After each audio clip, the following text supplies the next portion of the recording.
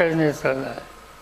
ही गमतीची गोष्ट आहे. लोकशाहीमध्ये एखादी गोष्ट चुकली नेत्याची तर टीका करायची नाही, जाहीर बोलायचं नाही. आणि तसं बोललं तर त्यांना दमदाटी.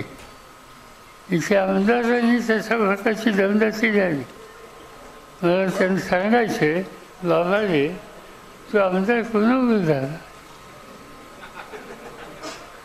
तुझ्या सगळ्याला इथं फोन आलं होतं, त्यावेळेचा पक्षाचा तुझा अध्यक्ष कोण होता, फॉर्म भरायला खून चिन्ह यासाठी नेत्याची सही जाते, ती सही माझी आहे आणि माझ्या सहीने तुम्ही आणि तुम्ही आज त्याच पक्षाच्या त्याच विचाराच्या कार्यकर्त्यांनी जे तुम्हाला निवडून आणण्याच्यासाठी रावले, घाम गाळला, आज त्यांना तुम्ही दमदाटी करता.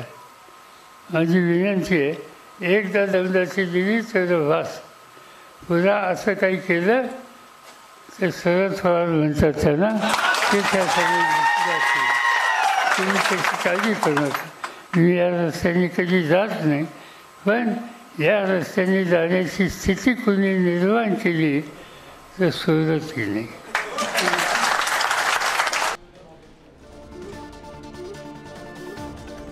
आपण बघितलं मावळमधल्या सभेमध्ये शरद पवार यांनी सुनील शेळके यांनी त्यांना हा इशारा दिलेला आहे. शरद पवारांच्या सभेला पदाधिकारी आणि कार्यकर्त्यांनी जाऊ नये म्हणून त्यांनी सुनील शेळके यांनी दमदाटी केल्याचा आरोप करण्यात आला होता आणि आता या आरोपांनंतर शरद पवार यांनी यावर वक्तव्य केलं आहे.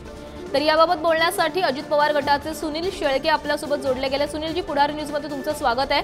शरद पवारांच्या सभेला कार्यकर्ते आणि पदाधिकारी जाऊ नयेत म्हणून तुम्ही त्यांना दमदाटी केल्याचा आरोप तुमच्यावर करण्यात आलाय आणि आता शरद पवारांनी सभेमधून थेट तुम्हाला इशाराच दिलाय. काय प्रतिक्रिया आहे तुमची? नाही, नक्कीच मी माहिती घेतली. संपूर्ण मीडियाच्या माध्यमातून देखील तेच दाखवलं जाते. परंतु आज आदरणीय पवार साहेब माझ्या मतदारसंघामध्ये राष्ट्रवादी काँग्रेस पक्ष ह्या 2 गट झाल्यानंतर पहिल्यांदाच आलेत.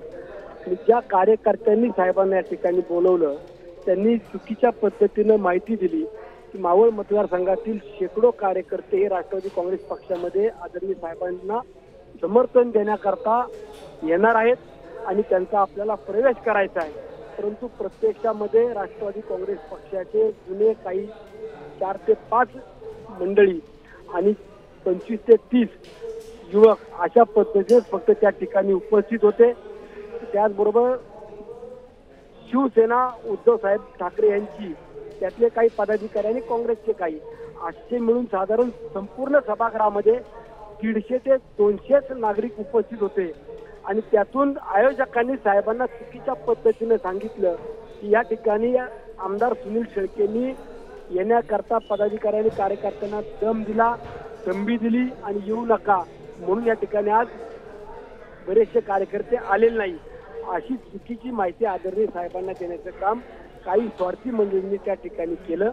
मावळ तालुक्यातल्या जनतेला दडपशाही, हुकुमशाही, दादागिरी चालत नाही.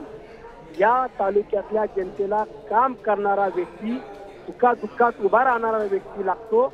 आणि या दृष्टिकोनातून आदरणीय राज्याचे उपमुख्यमंत्री अजितदादांच्या पाठीशी 99% राष्ट्रवादी काँग्रेस पक्ष खंबीरपणाने उभा आहे हे आज प्रत्यक्षात पवार साहेबांनी देखील पाहिलं आणि ज्यांनी हा कार्यक्रम आयोजित केला त्यांना देखील लक्षात आलेलं आहे. सुनीलजी, तुमचं असं म्हणणं आहे की स्थानिक पातळीवरील राजकारणामुळे तुमच्यावर हे खोटे आरोप केले गेलेत.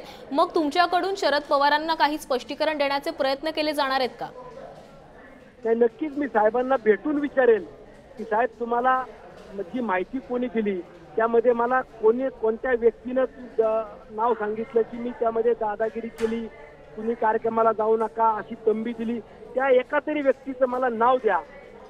ज्या वेळेला माझ्या समोर हे प्रत्यक्षात नाव देतील किंवा कुणी सांगितलं ते जर समोर आलं तर मी आदरणीय साहेबांची देखील जाहीरपणाने माफी मागल आणि माझ्या मावळातल्या महाराष्ट्रातल्या जनतेची देखील माफी मागल. परंतु आरोप करताना दहशत, दादागिरी, दडपशाही, लुटमार करणारा सुनील शेळके नाही हे मला सांगण्याची वेळ कृपया करून आणू नये आणि जे काय सत्यता मी या बाबतीत समोर आणणार. नक्कीच. धन्यवाद सुनीलजी, तुम्ही साधलेल्या संवादासाठी.